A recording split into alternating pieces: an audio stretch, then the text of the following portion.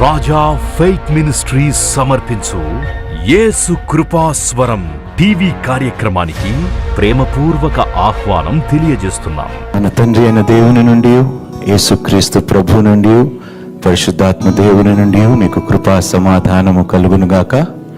ఆమేన్.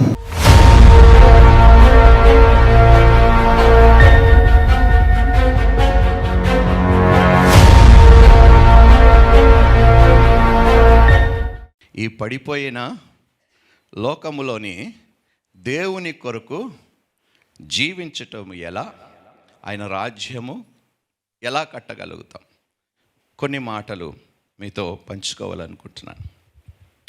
మీకు ఎప్పుడైనా అనిపించిందా, పరిస్థితులను చూసి, జరుగుతున్న పరిణామములు చూసి, నేను బహుశా రాంగ్ ప్లేస్లో పుట్టానేమో, రాంగ్ ప్లేస్లో ఉన్నానేమో? ఎప్పుడైనా అలాంటి ఆలోచన కలిగిందా? I don't fit in this world, ఈ ప్రపంచంలో నాకు చోటు లేదు అన్నిసార్లు మనకు అనిపిస్తుంది. I don't fit. ఎందుకంటే మన ఆలోచనలు, మన పద్ధతులు, మన తీరు ఈ లోకంలో ఉన్న వారికి చాలా భిన్నముగా, sometimes we feel we are unfit in this world. ఈ భూలోకంలో అసలు కొన్నిసార్లు అనిపిస్తుంది, ఏంటి ప్రభా ఇంత జరుగుతున్నది, అసలు ఏంటి, మాకైతే మనశ్శాంతి లేదు, మేము అసలు ఈ లోకంలో ఒకవారిగా మేము ఫీల్ అవ్వటం లేదని ఎప్పుడైనా మీరు అనుకున్నారా? పరిస్థితులను చూసి కొన్నిసార్లు భయం వేస్తుంది. అసలు ఏం జరుగుతుంది అనే ఆలోచనలు వస్తాయా, రావా? మీకు వస్తాయి. ఎందుకు వస్తాయో తెలుసా?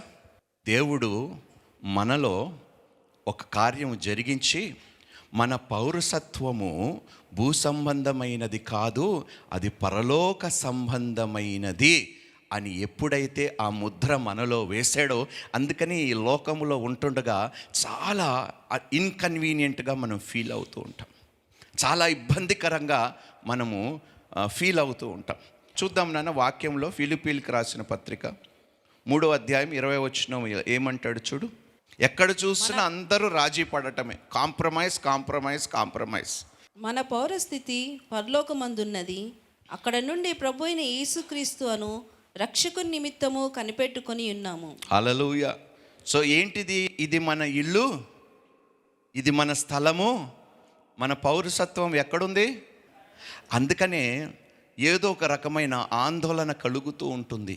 ఈ భూలోకములో మనం ఉన్నంతసేపు ఏదో ఒక విధంగా మనకి శోధన కలుగుతూ ఉంటుంది, ఏదో ఒక రకమైన ఒక కష్టమైన పరిస్థితుల్లో మనం బ్రతుకుతున్నాం అన్నట్టుగా అనిపిస్తుంది. ఎందుకంటే మన పౌరసత్వం already we have become citizens. ఇప్పుడు రాయబారి అంటే ఏమిటో తెలుసా? రాయబారి అంటే తెలుసా? అంబాసిడర్. ఏం చేస్తాడు ఒక ambassador? He represents his country. ఇప్పుడు భారతదేశంలో మనకి ఎన్నో కాన్సులేట్స్ ఉన్నాయి. ఇప్పుడు మనం అమెరికా దేశానికి వెళ్ళాలనుకోండి, మనం అమెరికా కాన్సులేట్కి వెళ్ళి అక్కడ వారి దేశానికి చెందిన పద్ధతులన్నీ తెలుసుకొని వారికి అనుకూలంగా మనము వ్యవహరిస్తే అప్పుడు మనకి ఏం చేస్తారు? వారి దేశంలో వెళ్ళటానికి ఒక స్టాంప్ ఇస్తారు. నేను ఎందుకు ఈ మాట చెప్తున్నానంటే, ఈ దేశంలో వచ్చినంత మాత్రాన, ఈ దేశములో వారు కాన్సులేట్ పెట్టినంత మాత్రాన ఈ దేశములో ఉన్న మనుషులు, పద్ధతులు, ఆచారాలు వారు ఆచరించరు. సో ఎక్కడున్నా కూడా వారు దేశానికి సంబంధించిన ఆ యొక్క విలువలతోనే వారు ఈ దేశములో కూడా ఏం చేస్తారు? నడుచుతూ ముందుకు వెళుతూ ఉంటారు. సో మనం ఈ లోకములో ఉన్నా కూడా మన పౌరసత్వం ఎక్కడ? సో మనము ఆ విలువలు కలిగే ఈ పడిపోయిన లోకములో కూడా రాయబారులుగానే దేవుని కొరకు మనము జీవించాలి. ఇది ప్రాముఖ్యమైనది. అసలు ఏమిటి దేవుని రాజ్యము కోసము జీవించటము అనే విషయాలు ఈరోజు కొన్ని మనం అడుగుదాం. ప్రభువా, మా యొక్క హృదయములు, చెప్పండి, మా హృదయములు తెరువుదేవా, ముందు నీ నీతిని, నీ రాజ్యముని వెతికే కృప మాకు అనుగ్రహించుము. సో మొట్టమొదటిగా దేవుడు ఏమన్నాడో తెలుసా? ఈ భూలోకంలో మనం దేనిని వెతకమన్నాడు? ముందు దేనిని వెతకమన్నాడు? ఆయన నీతిని, ఆయన రాజ్యం. అంటే ఏమిటి? దేవుని రాజ్యం అంటూ ఒకటి ఉన్నది, అపవాది రాజ్యం అంటూ ఒకటి ఉన్నదా లేదా? ఒక మంచి రాజు ఉన్నాడు అనుకోండి, చక్కగా పరిపాలన చేస్తున్నాడు, న్యాయంగా వ్యవహరిస్తున్నాడు. కానీ ఆ రాజుకి వ్యతిరేకంగా ఒక గుంపు లెగుస్తుంది. ఆ రాజు అన్నీ న్యాయంగా చేస్తున్నాడు, మాకు కష్టమవుతుందని, ఈ నీతి మా వల్ల కాదని ఒక జనాంగము లేచి ఆ రాజుని అణిచివేయటానికి చూస్తున్నది. కానీ మనము కొంతమంది ఆ రాజు పక్షమున నిలబడుతున్నాం. అదే జరుగుతుంది. ఒకవైపు అపవాది రాజ్యం ఉన్నది, ఒకవైపు దేవుని. ఈ పోరాటం మనం బ్రతుకు దినములంతయు ఉంటాయమ్మా. దేవుని రాజ్యములో బ్రతుకుతున్న మనకు, అపవాది రాజ్యములో ఉన్న వారికి ఎల్లప్పుడూ యుద్ధము జరుగుతూనే ఉంటుంది. అందుకనే మనకి బ్రతుకు దినములంతయు మనశ్శాంతి లేకుండా కొన్నిసార్లు మనం బ్రతుకుతాం, సమాధానము లేకుండా మనం బ్రతుకుతున్నాం. పోరాటం. అందుకనే దేవుడు అన్నాడు, మనము భూ సంబంధమైన వాటితో కాదు, పరలోక సంబంధములో ఉన్న దుష్ట సమూహములతో, చీకటి సమూహములతో మనము పోరాడుచున్నాము అన్నాడు. చూడండి దేవుని ఉద్దేశం ఏమిటి. ఆదికాండానికి వెళ్ళిన, will start with Genesis, my favourite. ఆదికాండము 1వ అధ్యాయము 26వ వచనము నుండి 28వ వచనం వరకు చదువుకుందాం. మన స్వరూపమందు తన పోలిక చొప్పున నరులను చేయుదము. వారు సముద్రపు చేపలను, ఆకాశ పక్షులను, పశువులను, సమస్త భూమిని, భూమి మీద ప్రాకు ప్రతి జంతువును ఏలుదురు గాకనియు పలికెను. దేవుడు తన స్వరూపమందు నరుని సృజించెను. దేవుని స్వరూపమందు వాని సృజించెను, స్త్రీనిగాను పురుషునిగాను వాని సృజించెను. దేవుడు వారిని ఆశీర్వదించెను. ఎట్లనగా, మీరు ఫలించి అభివృద్ధి పొంది విస్తరించి భూమిని నిండించి దాన్ని లోపర్చుకొనుడి. సముద్రపు చేపలను, ఆకాశ పక్షులను, భూమి మీద ప్రాకు ప్రతి జీవిని ఏలుడని దేవుడు వారితో చెప్పెను. ఇక్కడ ఏమన్నాడో తెలుసా? దేవుడు అన్నిటినీ సృష్టించి ఎవరికి ఇచ్చాడు? మానవాళికి ఇచ్చాడు. God created the world good and entrusted it to humanity to rule under. ఆయన అధికారము కింద మనము పనిచేసి ఈ భూమిని ఏలుటకు దేవుడు మనకి కృపను అనుగ్రహించాడు. కానీ దౌర్భాగ్యం ఏమిటంటే ఆ ఏలే కృప మనము పోగొట్టుకున్నాం. ఎప్పుడైతే పాపము లోకములోకి వచ్చిందో ఆధిక్యతను, అందుకనే ఎందరైతే దేవుణ్ణి అంగీకరించారో ఆయన కుమారులగుటకు ఆయన అధికారమును అనుగ్రహించి ఉన్నాడు. For as many as received him to them. మళ్ళీ ఏ అధికారం అయితే మనము కోల్పోయామో మరలా అదే అధికారము కుమారులుగా దేవుడు మనకి తిరిగి యేసుక్రీస్తు ప్రభు ద్వారా అనుగ్రహించాడు. హల్లెలూయా. సో ఇప్పుడు మీరు ఎలా ఉండాలి? పుచ్చుకునే వారిలా ఉండాలి, ఇచ్చేవారిలా ఉండాలా? తలగా ఉండాలా, తోకగా ఉండాలా? కానీ మనం ఎలా బతుకుతున్నాము? తోకగానే. కానీ ఈరోజు అడుగుదాం, ప్రభువా మమ్మల్ని తిరిగి తలగాను పై చేయగాను అప్పు ఇచ్చువారుగాను మీరు మార్చునుగాక. ఏ ఆధిక్యత అయితే మేము కోల్పోయామో, అపవాది చేత ఎక్కడైతే మేము ఓడిపోయామో అక్కడే మీరు మాకు విజయముని అనుగ్రహించునుగాక. ఆమెన్. నా ఆశ ఏమిటంటే మీరందరూ ఏలేవారిగా మారునుగాక. హల్లెలూయా. గొప్ప ఆధిక్యత కలిగి ఉండాలి మీరు.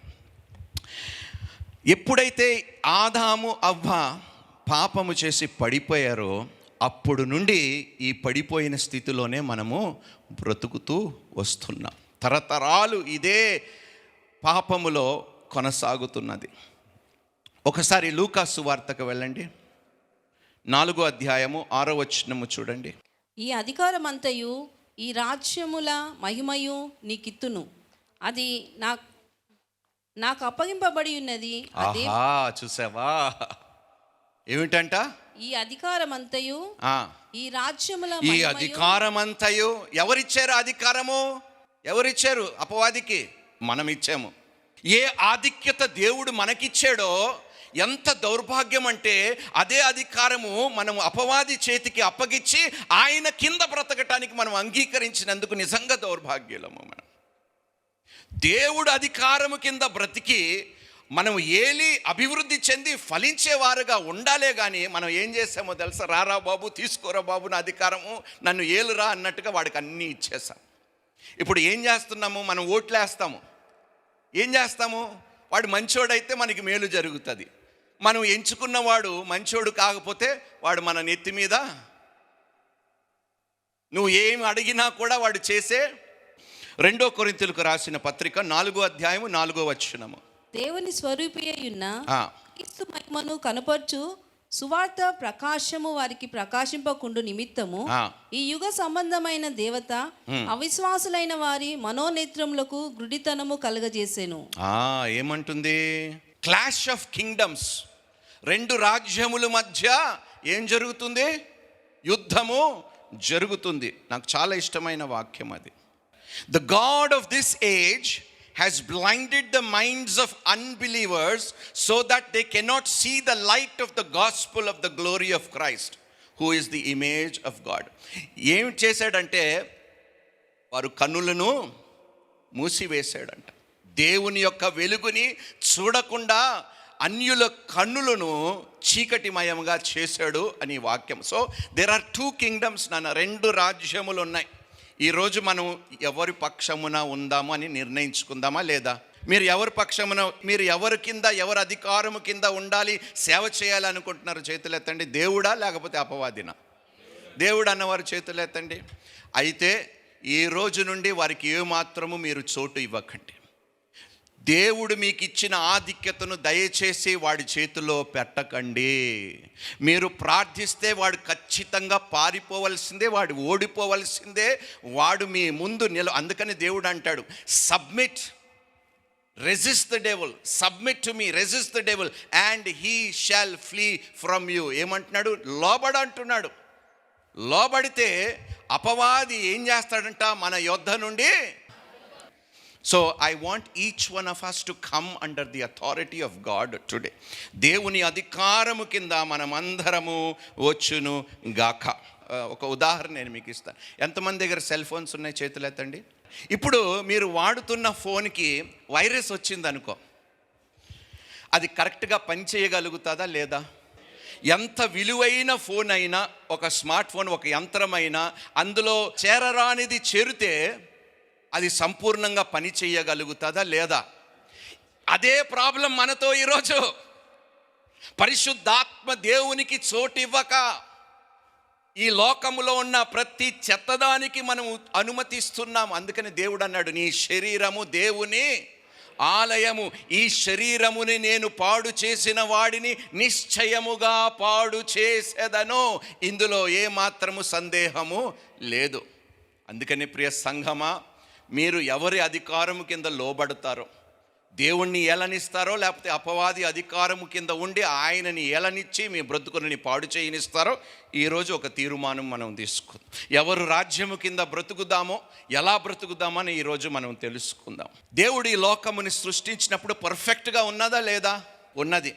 కానీ ఏం చేసాం మనం? పర్ఫెక్ట్గా ఉన్న దానిని గాయం అయ్యింది అనుకోండి, ఏం చేస్తాము? దాన్ని గోకుతూ ఉంటే ఏమవుతుంది? పెద్దగా అవుతుంది. కోతి కూడా అలాగే కదా, పాపం పుండిని ఏం చేస్తుంది? సో ఏమవుతుంది? ఆ చిన్న దానిని మనం ఏం చేస్తామంటే అక్కడికక్కడ అరికట్టకుండా, ఆ చిన్న పాపం ఏదైతే మనల్ని శోధిస్తుందో అది విడిచిపెట్టకుండా దానిని అనుమతించినందుకు ఈరోజు శరీరం అంతా ఒక వైరస్ లాగా ఈ పాపము పాకిపోయింది. అందుకనే దేవుని రాజ్యములో మనము నిలబడలేకపోతున్నాము, దేవుని అధికారానికి మనము లోబడలేకపోతున్నాము. చూద్దాం దేవుడు ఏమంటున్నాడు. కొలొస్సీయులకు రాసిన పత్రిక 1వ అధ్యాయము 13వ వచనం. ఆయన మనలను అంధకార సంబంధమైన అధికారంలో నుండి విడుదల చేసి, హల్లెలూయా. ఏమిటంట? ఆయన మనలను అంధకార సంబంధమైన అధికారములో నుండి విడుదల చేసి, ఎక్కడ నుండి? ఏ అధికారములో నుండి? అంధకారం అనే అధికారములో నుండి తీసి వెలుగనే అధికారము కింద దేవుడు మనల్ని నిలబెట్టాడు. దేవునికి మహిమ కలుగును గాక. అందుకనే దేవుడు అంటాడు, మీరు వెలుగు సంబంధులు, వెలుగు సంబంధి కలిగిన వారు చీకటి కలిగిన వారితో ఏమీ పొత్తు. ఈరోజు చూడండి మన బ్రతుకులు, మన సహవాసం అంతా ఎవరితో? ఎవరి కనులైతే అపవాది చీకటి మయముగా చేశాడో వారితోనే మన పొత్తు, వారితోనే మన సహవాసము, మన స్నేహము అంతా చెడిపోయిన వారి మధ్యలోనే.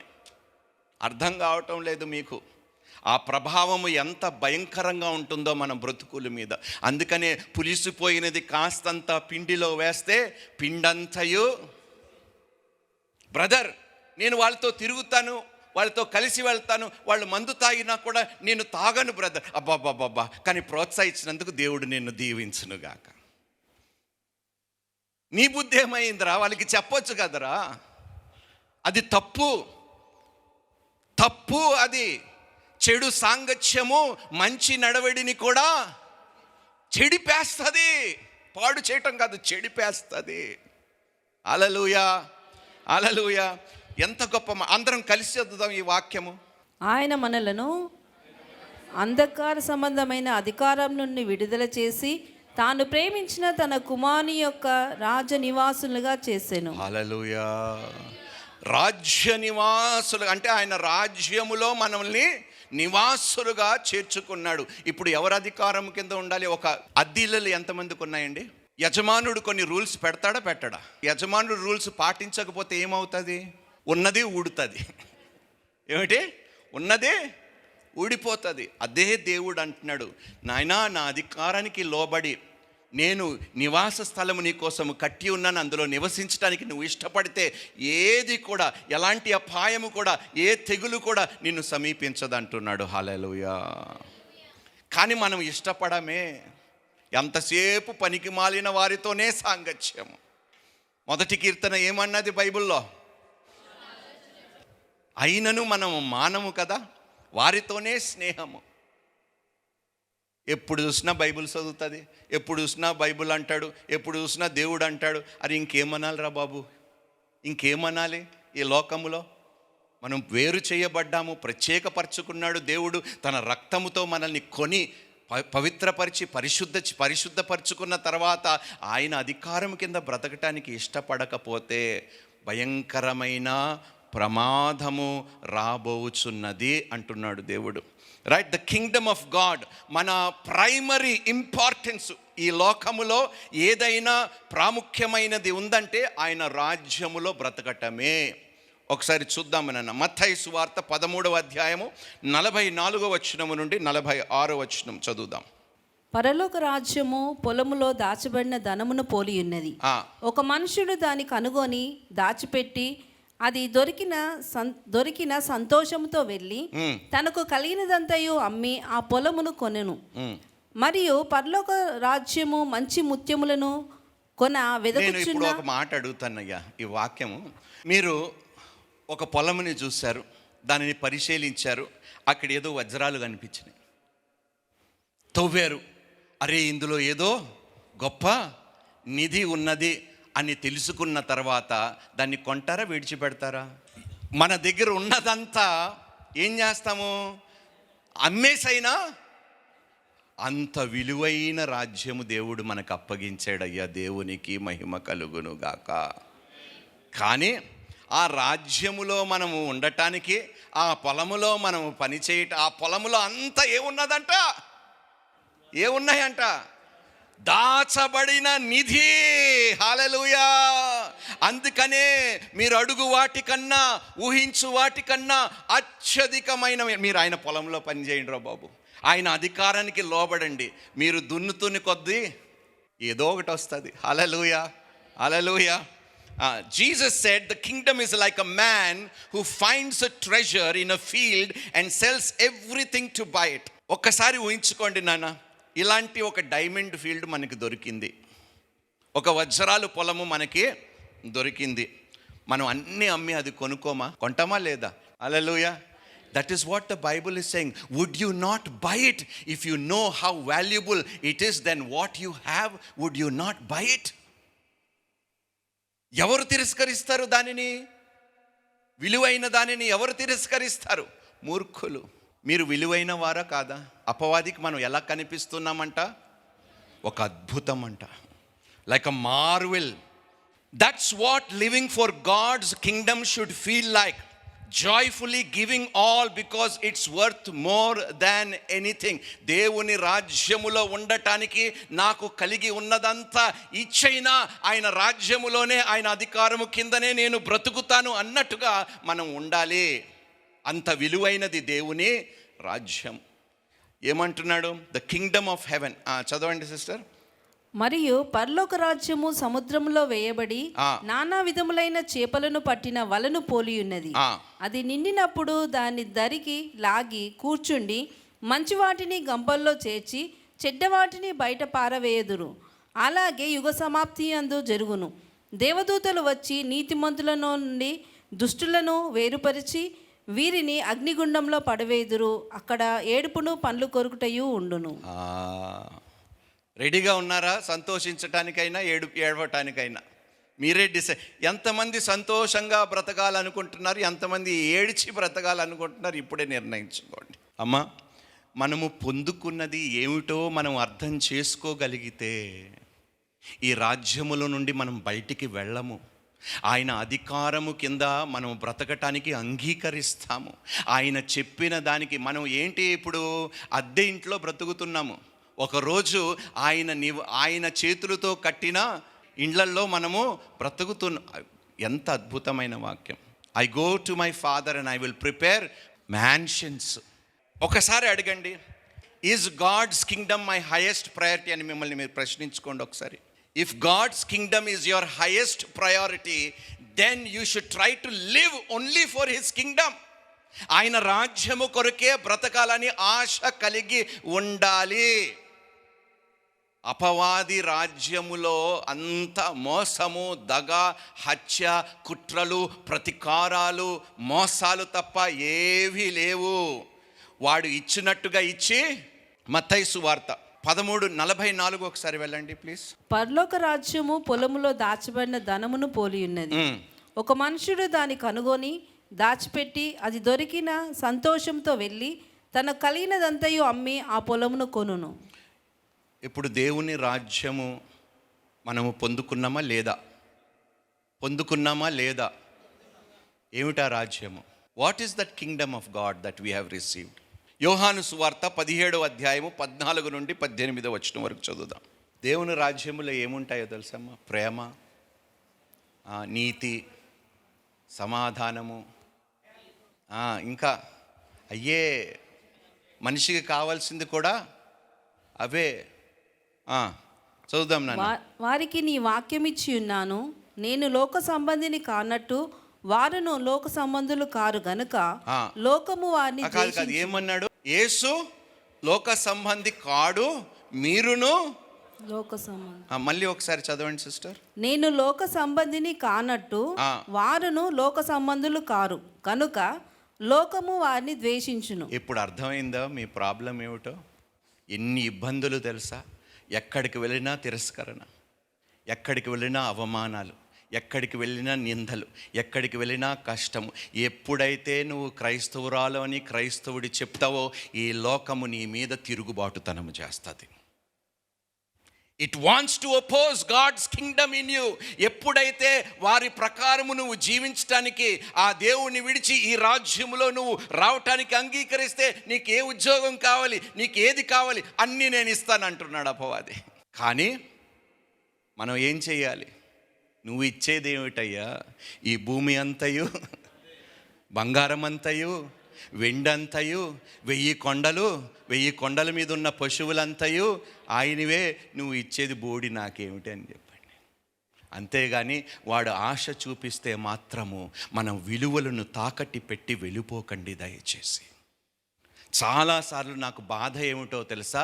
క్రైస్తవులుగా మనం అన్యులతో కాంప్రమైజ్ అయ్యి బ్రతుకుతాము చూడు, అక్కడ నాకు బాధ కలుగుతుంది. ఎప్పుడైతే మన విలువలని మనం తాకట్టి పెట్టేసి క్రైస్తవురాలుగా క్రైస్తవుడుగా మనం ఏ విధంగా జీవించాలో దాని ప్రకారం జీవించకుండా వారికి అనుకూలంగా ఎప్పుడైతే మనం వ్యవహరిస్తామో అయిపోయి ఆయన రాజ్యములో మనం పడిపోయినట్టే. యేసుక్రీస్తు ప్రభువుని శోధించలేదా అపవాది? నాకు నమస్కరించు, ఈ భూమిలో ఉన్న రాజ్యములన్నీ నేను ఏ రాజ్యము నుండి వచ్చానండి? సినిమా రాజ్యము నుండి వచ్చాను. ఇప్పుడు ఏ రాజ్యములో ఉన్నాను? ప్రైజ్ ద లార్డ్, హల్లెలూయా. దేవునికి అసాధ్యమైనది ఈ రాజ్యములో ఉంటుండగానే కష్టాలు వచ్చినాయమ్మ, శ్రమలు వచ్చినాయి, బాధలు వచ్చినాయి, నిందలు వచ్చినాయి. కానీ వాటన్నిటికీ మించి దేవుని కృప నాకు తోడుగా నిలిచింది. హల్లెలూయా. అందుకని దేవుడు అన్నాడు, నా కృప నీకు చాలును. ఎదురు దెబ్బలు పడుతూనే ఉంటాయి క్రైస్తవురాలుగా, క్రైస్తవుడుగా. ఈ రాజ్యములో మనము బ్రతుకుతున్నంత కాలము, దేవుని రాజ్యము పక్షమున మనము నిలబడినంత కాలము మనకి వ్యతిరేకత తప్పదు. మీరు సిద్ధపడండి. అందుకని దేవుడు అంటాడు, మీ సంపూర్ణమైన కవచము మీరు ధరించుకోండి. మనము పోరాడుచున్నది శరీరులతో కాదు, రక్త మాంసములతో కాదు, ఆకాశ మండలములో ఉన్న దుష్ట సమూహములతో, దురాత్మలతో, ప్రధానులతో, అది లోకనాథ కార్లతో మనము పోరాడుచున్నామండి. We are fighting a very big battle నాన్న. ఈ రెండు రాజ్యాల మధ్యలో నాకు తెలుసు చాలా కష్టము దేవుని రాజ్యములో నిలబడటం. కాస్త ఓపిక పట్టండి. త్వరలోనే దేవుని రాజ్యము ఈ భూమి మీద మరలా స్థాపించబడబోతుంది. హల్లెలూయా, హల్లెలూయా. నమ్మిన వారు చప్పట్లు కొట్టండి. 15వ వచనము, యోహాను నీవు 10. లోకంలో నుండి వారిని తీసుకొని పొమ్మని నేను ప్రార్థించుట లేదు, కానీ దుష్టుని నుండి వారిని కాపాడమని ప్రార్థించుచున్నాను. ఎంత గొప్ప దేవుడండి. లోకము నుండి వారిని తీసుకొని పొమ్మని నేను ప్రార్థించటలేదు, కానీ దుష్టుని నుండి వారిని కాపాడుమని. ఎవరు ప్రార్థిస్తున్నారు? నీ కొరకు, నా కొరకు. ఈరోజు నిజంగా కనీసం ఇంత ఆత్మీయత మనం కలిగి ఉన్నామంటే అది ఈ ప్రార్థన వలనే. ఏ దేవుడండి మన కోసం ఇలా ప్రార్థన చేస్తాడు? ఏ దేవుడండి మధ్యవర్తిగా నిలబడి, దేవునికిని మానవునికి మధ్యవర్తిగా నిలబడి మన పక్షమున విజ్ఞాపనను చేసేవాడు ఎవరున్నారు? క్రీస్తు తప్ప. ఆయన ఏమంటున్నాడు చూడండి, నేను తీసుకొని పొమ్మని నేను ప్రార్థించటం లేదు, కానీ దుష్టుని నుండి వారిని కాపాడుమని ప్రార్థించుచున్నాను. చదవండి సిస్టర్ నెక్స్ట్. నేను లోక సంబంధిని కానట్టు వారును లోక సంబంధులు కారు. సత్యమందు వారిని ప్రతిష్ఠ చేయుము, నీ వాక్యమే సత్యం. హల్లెలూయా. సో దేవుని రాజ్యములో మనం నిలబడాలంటే మనకు కావాల్సింది ఏమిటి? దేవుని వాక్యము. మీరు బైబిల్ చదవలేనంత వరకు దేవుని రాజ్యములో నిలబడటము అసాధ్యము. మీరు ప్రార్థించలేనంత వరకు దేవుని రాజ్యములో ఆయన అధికారము కింద నిలబడటము అసాధ్యము. దైవజనులు బోధించిన మరిన్ని ప్రసంగాలను విని ఆత్మీయంగా బలపడాలని ఆశ కలిగిన వారు Raja faith ministries YouTube, Raja faith ministries Facebook, Raja Hebel Instagram, Raja Hebel RFM Twitter subscribe చేయండి, లైక్ చేయండి, కామెంట్ చేయండి, షేర్ చేయండి, ఫాలో అవ్వండి.